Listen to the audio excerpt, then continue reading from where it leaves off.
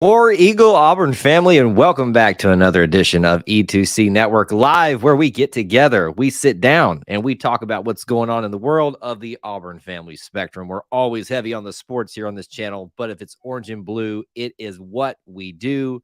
Folks, we are here celebrating in a post-game reaction show. Auburn taking down the Arkansas Razorbacks by the score of 72-69. We're going to talk about it all, the storylines, the stats, and the sweet, sweet smell of sizzling, crackling, bacon-filled revenge. We did it, folks. So excited to talk about this one tonight. So many great individual performances, team performances, storylines just around the game. This has probably been since I think it was like the third game of the season. My most excited that I've been to meet with you all and talk with you all about this particular game. So let's get this show started how we always do so. If you could help us out, whether you're watching live on the replay, whether you're watching on Facebook or Twitter, but primarily here on YouTube right now, all together, smash the like button. Do it. The share button, the retweet button. Tell people that you're live. Come on in, join the show here. And I'd also like for you to start off the show by posting in the comments right now. This is our check-in period. Post where you're watching from, your city, your state. If you're international, do that as well with a celebration of War Eagle, however you'd like to do that. Sorry if there's any Hog fans. I don't think we'll have them invading our stream uh, tonight. They did that last year. I don't think they'll be doing that this year. So that's how we're going to get this show started tonight. Let me just open up with some opening thoughts here, and then we'll go through our normal routine of saying hello to everybody, getting some initial thoughts out there from y'all, and then talking about stories and stats.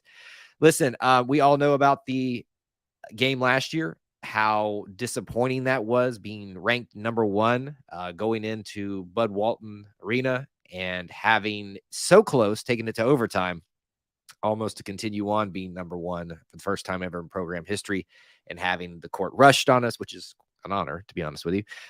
And also to, have to face the reality that we were no longer going to be undefeated.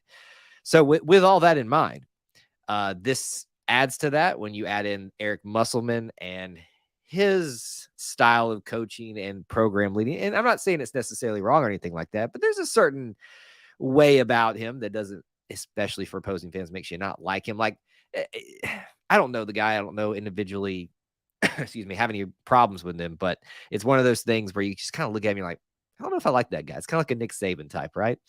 Either way, this is just sweet, sweet revenge, and really happy for the team, but I'm really happy for some guys individually that I'm sure some of you have already mentioned, but that we're going to talk about in some great detail tonight. So with that being said, let's say hello to everybody who's here tonight. Got a great crowd already assembled. Matt, Morgan, Devin, Darlene, one of our channel members, checking in with us here. I used to dream for times like this, Brady says. Cohen's here, Perry, Lawrence, lots of people on Facebook tonight. Linda's here, Dusty's here, Leighton, Brian, everybody from Minnesota to Alabama to Florida to Georgia. I think we've got some people checked in there from Georgia. So many great people here on the stream tonight. Last little reminder here, if you are a Booster Club member at the Super Booster level on Patreon or above that, you can call into the show if you'd like. Don't have to, but it's available for you if you'd like to call in tonight. So, folks, I mean, goodness, what do you want to talk about first in this? I mean, we can just talk about the significance of this win. Well, let me start us off with this. The sheer despair that kind of had set into the fan base, so much so that I even did a morning live stream, because we've been doing some of these Good Morning Auburn shows for you early at 8:30 Eastern, 7:30 Central, and some of y'all have liked those, that we had to do one of those to kind of get people like realizing, hey, it's not the end of the world, that it's not good. Doesn't look good that we lost to Georgia, but a lot of season still ahead. This is a team at Arkansas that you're going to now hear some people make excuses. Well, they've got a lot of players injured and stuff. Did you see some of the talent they have on that team? I don't care if it was Black. I don't care if it was, what's the other guy's name? I wrote it down so I didn't forget about it. And I'm losing my notes now at this point. Ricky Council the fourth, and so many others. gosh, I'm blanking on all their names. Walsh. So many great talented athletes there. So even if they didn't have their full, squad there, an impressive win for the Tigers at home to continue this thing going. Walsh, thank you so much. Yeah, I knew it was there. It was just taking a little time to get there. Jerry, good to see you. Leighton is asking for permission to eat bacon tomorrow. I am giving you permission and demanding that you continue watching the show, but you go make you some bacon right now. I would do the same if I could, but if I leave, there's no show. So, I mean, it kind of has to work that way. So if anybody wants to like drive over here and give me some bacon, you can come walking through that door right there. There's like one of you that's in reasonable distance from me that could do that. It would be pretty funny if that got pulled off. Clint is not going to walk through those doors. Do I have the stats to share? I do have the stats to share tonight. We will talk about some of those in just a little bit. 8 minutes without a field goal is rough, but our defense is good enough, I guess, most of the time. Yes, this team is not going to be one of your most stellar offensive teams. We have talked about that ad nauseum. It happens on the road. It happens at home. But what your defense especially does for you at home is give you that extra ability to overcome some of those droughts. And what we've seen happen at Georgia, what we've seen happen at neutral site for the Memphis game in Atlanta, what we've seen happen for, I'm blanking now in my mind, Galen Center, some other games where we won, but the offense wasn't all that great. The defense was good enough, but just wasn't. We needed the offense to come along a little bit more quickly. And it didn't in those games. But thankfully tonight it did. And it came back from some people that was really, really, really, really, really good performances. If we don't turn it over and score at least 70 points, we are hard to beat. It's some big qualifications there, but you are, did I say the score wrong earlier? 72-59. I'm going back and look at some of the other comments here. I may have misspoke on that. Playing zone really bothered Arkansas, Linda said. One thing I will point to is I thought, and I think it's Pat Bradley, and I forget the other announcer's name. They talked about this, that yes, they were having really good success with the zone, but there was one timeout where Eric Musselman called it, and Bruce immediately switched them back into man after they brought a different player in, and it completely like messed them up. So there was some really good coaching decisions. So there's been some people this year that have questioned Bruce's coaching decisions, which is, I mean, they're a public figure. They can take it. They know it's part of the job. But this just goes to show you, don't question holistically. Can say, oh, that was a bad game for him, a bad coaching game, but he's a terrible coach because, of a small little window of time where he didn't have as much success. This shows you that he is still a really good coach and makes really good decisions. 12 and 3 now? 2-1. Yeah, 2-1 in the SEC. I still can't believe that we're 2-1 and Georgia is the loss there. I can't believe that. We beat Florida, we beat Arkansas, but we lost to Georgia. Oh, you guys are already bringing up the free throw percentage. I haven't even looked there. Cohen brings up Flanagan and Wendell Green. Can we all agree that these are both the candidates for player of the game? Can we all agree of that? In fact, I'm not even going to give you time to agree on that. I would like for you to now give me your player of the game. You can say anybody, but I'm basically telling you the choices are Allen Flanagan and Wendell Green. Who is your player of the game? Post that now in the chat. Flan showed flashes of his pre-injury and form, which was great to see. It was even more so form. There was just a confidence there. There was a motivation, obviously, because his family's ties to Arkansas. For those of you that weren't aware of that, again, it's one of those storylines that always get mentioned, like, Jarrett Stidham's from Texas, Bo Nix got married or got engaged or whatever. They always mention that type of thing. Did you know Allen Flanagan and Wes Flanagan are from Arkansas? I mean, it is one of those little tidbits that you can follow. We never trailed in the game. Great thing to bring up in a game last time at Georgia where we trailed all but for like 3 seconds or something like that. It's a complete change of pace there.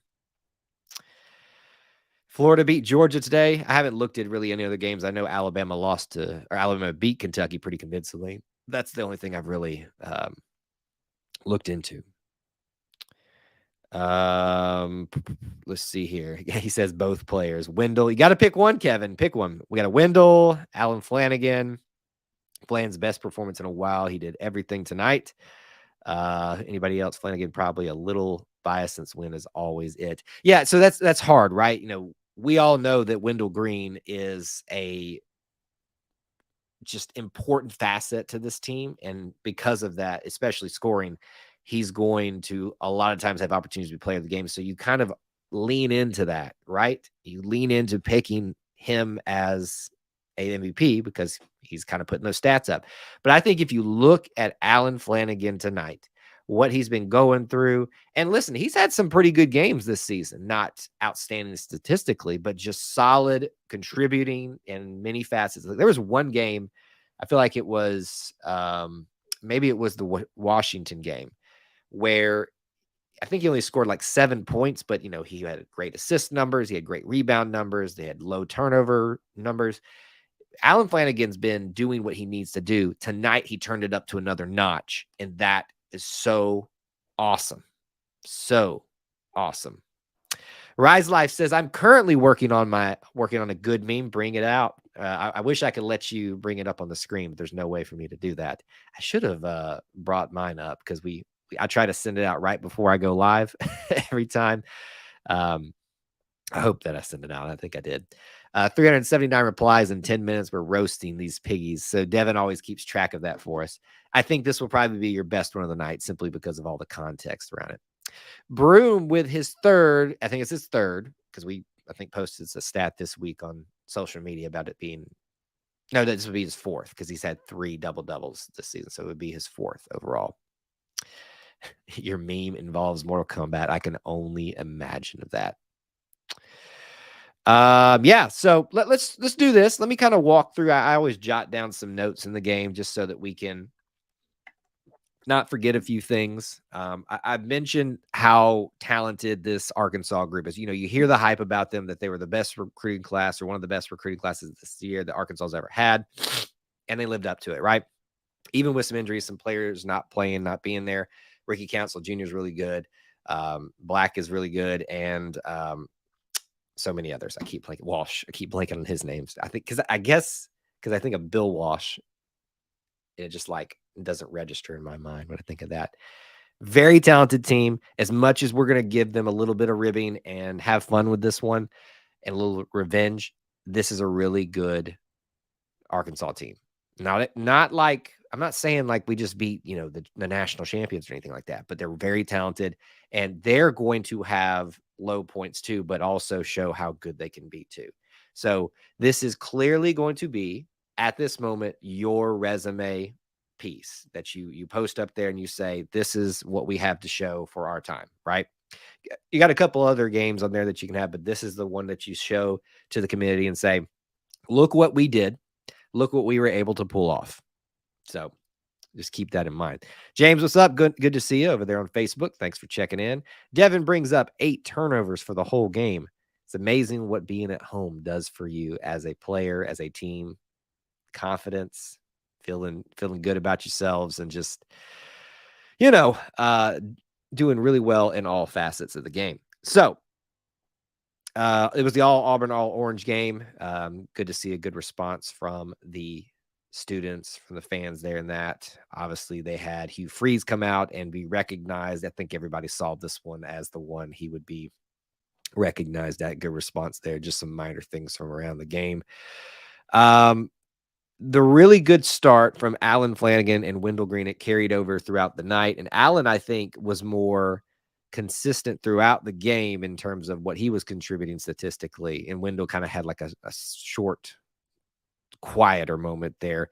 But you cannot discredit what these two did to get the team off on the right foot.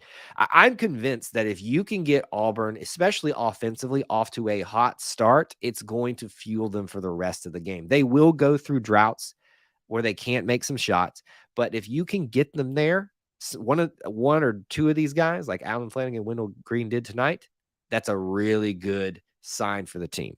I mean, Wendell immediately goes in and makes a 3 and gets fouled and makes the free throw. followed by Alan Flanagan making his shot, and then it just continued from there. Just the great start that those two provided. What have we talked about? Frustrations, guard play, right? Allen's a bigger guard, but he's a guard. And so that's a great start from your guards that you really, really wanted to see. Looked like the crowd really affected Arkansas's free throw shooting. I haven't looked at their team free throw shooting to compare, but it would be interesting if somebody wants to do the legwork on that, and we can kind of compare that and look at that a little bit later. What else from my list of things that I have on here? That slight scoring drought that we had towards the end of the first half kind of let Arkansas back within sniffing range, but then we scored a little bit to end the half, so that kind of negated any of that drought that affects us. If I'm going to do something negative tonight, which again, most of the negative things that I want to talk and don't need to, but could talk about from this game are things that were negated later on, because this is just a really good game. Janai missed several close shots tonight. Now, it was a very physical game down there with him and some of their athletes. So you can understand why that, but there were just about, I think, 3, maybe 4. I was like, oh man, that's such a Janai make all the time. So you could see where there was a really big battle down there for him. Points off of turnovers are really big. Yeah, we're going to go walk through some of those stats here in just a minute. Sorry about the sniffing here. Working off a head cold. So top 25 win for Auburn, their first of the season. And we are now 17-23 all time against Arkansas, against top 25 teams. We've won 27 straight. And, Arkansas leads the series, which is sad to admit, 37-20. Now it's 37-21. So at least we made a dent into that series lead overall. All right, let's do this. If there's some other storyline that we haven't talked about, please do bring it up and we'll talk about it. But we're going to walk through some of the stats now. It was such fun being in the student section for this game. Oh, I always love to hear from people that are at the game that tune into the show, because when I can't be there, I live vicariously through y'all. So love hearing that your experience was great down there. No, I did not read the lips. I think we all, if you probably can imagine what he probably did say. Thank you, Devin. I knew I could count on you. So Arkansas has shot 71.5% free throws on the year. So comparatively, let's look at tonight. Tonight, 59%. That is interesting. So yes, I would say maybe even not just the student section, but just the fans in the whole really made a difference in that. This is an Arkansas team tonight, while they're so talented, never got settled. It was very much reminiscent for me of some Auburn games where Auburn, very talented, but never got settled and never could catch their footing, maybe even as recent as the Georgia game. So it's interesting to see what's happening in the SEC thus far. The teams that you thought would be up at the top and dominating Kentucky's, they're struggling. Alabama's surging again. Will they maintain that surge? We'll see. Georgia looks half decent after beating us and, at least looking decent in some of their other games. And then, you've got Auburn, who's kind of been up and down, up and down. So it's really wide open at this point in the SEC. So we'll see how that continues throughout the season, but interesting to compare their free throw percentages. All right, let's walk through some individual stats. We've already talked about the MVPs for the night. Wendell Green, 19. Alan Flanagan with 18. They were just competing the entire night. I'm going to give Alan Flanagan my MVP of the game. Yes, it may be the easy one to do because we rarely get to do that for him, but he earned it tonight. Second leading scorer, 5 for 6 from the free throw line, 8 rebounds. He almost has a double-double himself. Janai gets that double-double, 10 points, 10 rebounds. Really, really good performances from those 3 guys, especially. Jalen Williams. Can we just talk about Jalen Williams doing Jalen Williams things? My goodness, son. He tries to draw a foul on a free throw and somehow, awkwardly, still makes the free throw. That is Jalen Williams doing Jalen Williams things. And that is why I love the guy. He is my favorite player on this team. Not just because of that little fluky thing, but because he does things night in and night out that nobody else does and then gets rewarded like that, even crazily like that. It's awesome. Love me some Jalen Williams. 9 points on him tonight. Almost in the double digits for him. Chris Moore with 2 points tonight. Zep Jasper with 5. Katie Johnson with 4. Katie is still struggling to shoot the ball well. But I do need to compliment him tonight. He had a very, especially early on, unselfish play that he could have continued driving in, but decided to pull it out and find somebody out beyond the 3-point arc. And I forget who it was. I think it was Allen, and set him up for a 3-point shot that they made. So that is what you want to see. Guys that may be struggling in one area trying to make something happen for their team in another area. Absolutely doing that. It was a great thing for him tonight. He got in their heads. This is what he does. He gets in their heads and messes with them and gets them frazzled. So if the student section, if the fan base wasn't enough, throw Katie Johnson, get into your head, and that'll really, really send you for a loop. Really, really will. Interesting name. Unfortunately, I'm not gonna bring that one up, but so let me just check here and make sure we got no other Trey Donaldson 3, Dylan Cardwell with an emphatic jam. Nice pick and roll from him and Wendell Green. They have a nice little thing going there. Yuan Traore tonight is the only one that doesn't score in only 6 minutes of time. He continues to look like he is still finding his footing. You got to just wonder, once he finds that footing, is that light switch going to go off? So here's the big questions that Auburn can ask themselves.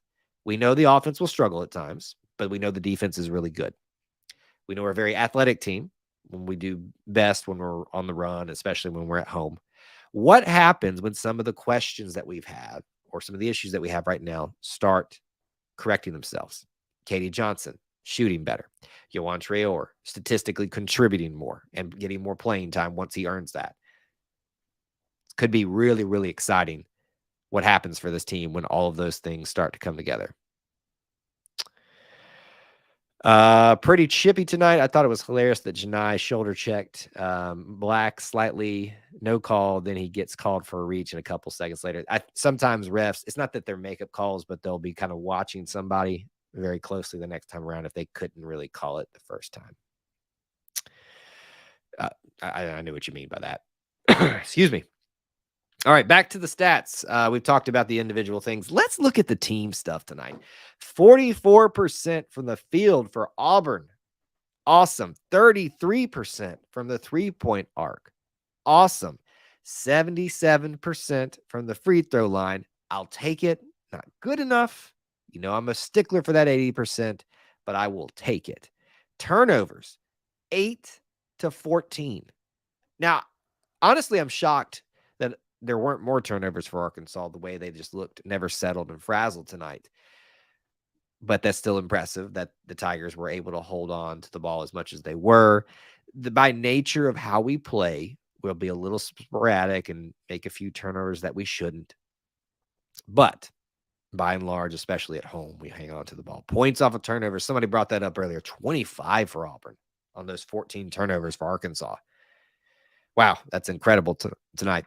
Now, look at this, and this is intriguing. Total rebounds, 45 for Arkansas, 32 for Auburn. If I see that stat,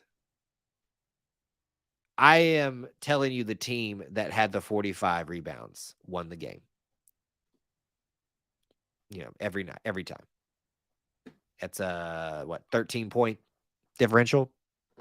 It's absolutely shocking to me that differential was that bad and we beat them by 13. 13 points. Am I reading that right? 13 points. That's shocking to me. That is absolutely shocking to me. Felt like some of the turnovers came in the last 5 minutes. Probably so, but they still happened. I mean, that's crunch time. You can't be turning the ball over when you're trying to mount a comeback. So that, still very valid there. I don't think that's what you were saying. But so jumping back over here, defensive rebounds, very similar, 28-29, but the offensive rebounds that they got and were not able to get any extra points from, 17 offensive rebounds to Auburn 7. Got to rebound a little bit better on the defensive glass if you're Auburn and limit those take away or limit those extra opportunities that they could have maximized tonight. If they, I mean, think about it. Let's just assume some of those offensive rebounds were coming off the glass there for two, and could have been put back up for 2-pointers. Half of that would be 8. They make 8 of those, 8 of those at 16 points. That's your deficit right there. So that could have gotten really, really scary, but obviously it didn't. So which we're very, very thankful about. Hopefully that won't become a common problem. Bench points tonight for Auburn, 27, only 8 for Arkansas. And blocks tonight, very good block game. We've kind of seen the block game go down a little bit for Auburn over the last couple of games. They've been getting them, just not as big of numbers. 7 tonight for Auburn, 8 steals tonight, 13 assists. So it's interesting. Like it's felt like our assist numbers have been up a little bit higher recent, but our blocking numbers have gone down a little bit, and they kind of leveled back out. There's no correlation there. I don't think there is, but it's just something that I have noticed. And the biggest thing that I'm taking away from this game tonight, and I think you look at it, not the biggest game, but one of the biggest, that you look at the times that we were tied. 14 seconds is all that we were tied. So that's pretty much the reverse of what happened to Auburn versus Georgia, where they led the entire game except for like 1 second. Arkansas never was in the lead, but was only tied for 14 seconds. So it's really interesting to see that reversed tonight. It's understandable in the Nev, but still love it. What else would you guys like to mention? What else would you guys like to see us discuss? If we haven't hit some of those things tonight, go ahead and post those right now. Bruce has said that he leaves Janai out to shoot. Our offensive rebounding suffers. He was right. So he leaves out to shoot. When he leaves him out to shoot, I'm not understanding, Linda. Sorry, I'm not getting that one.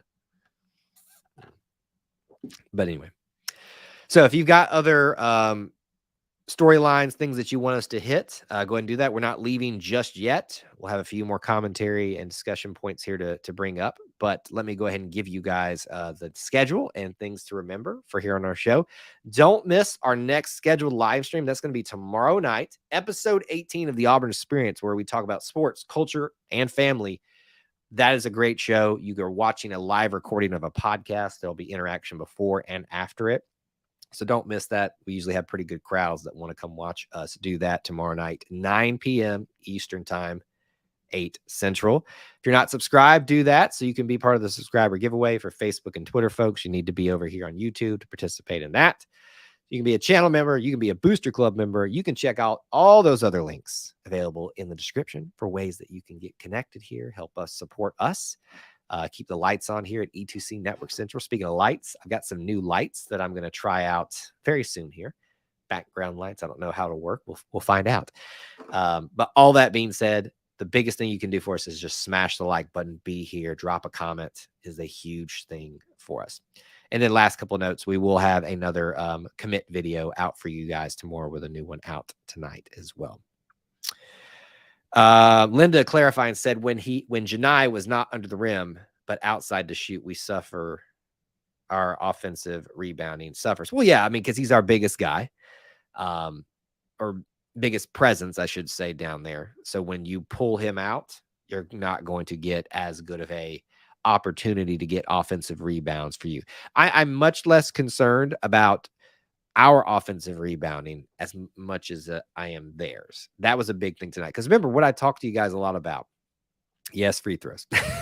But it's free throws, rebounding, and turnovers tonight. If you win the majority of or all those categories, you typically win the game. Tonight, Auburn wins free throw battle significantly, wins the turnover battle enough, but surprisingly just gets waxed in the rebounding category. But it wasn't that big a deal. It'd be interesting to see if this same game occurred, the same statistics or similar statistics in Bud Walton Arena. How would this game have ended? I would bet you they'll be down to the wire, and a lot because of what Auburn didn't do. Final meme count for the live stream, 483 in 30 minutes. Not bad. It's not bad, but I think we have definitely moved into the waning days of the meme game. I'd like to see it pick up a little bit, but that is our best of the season, I think, thus far. So thank you for providing that for us, Devin. All right. Thank you guys so much for being here. Stay tuned, stay subscribed. Be here tomorrow night, 9 Eastern, for me and Austin, recording another live stream of the Auburn Experience podcast and all the other great stuff that we have coming out for you here on our social media and wherever else you can get E2C Network stuff. We appreciate you being here, hanging out with us, spending some time with us, being part of our little family within the Auburn family. Till I talk to you again, War Eagle.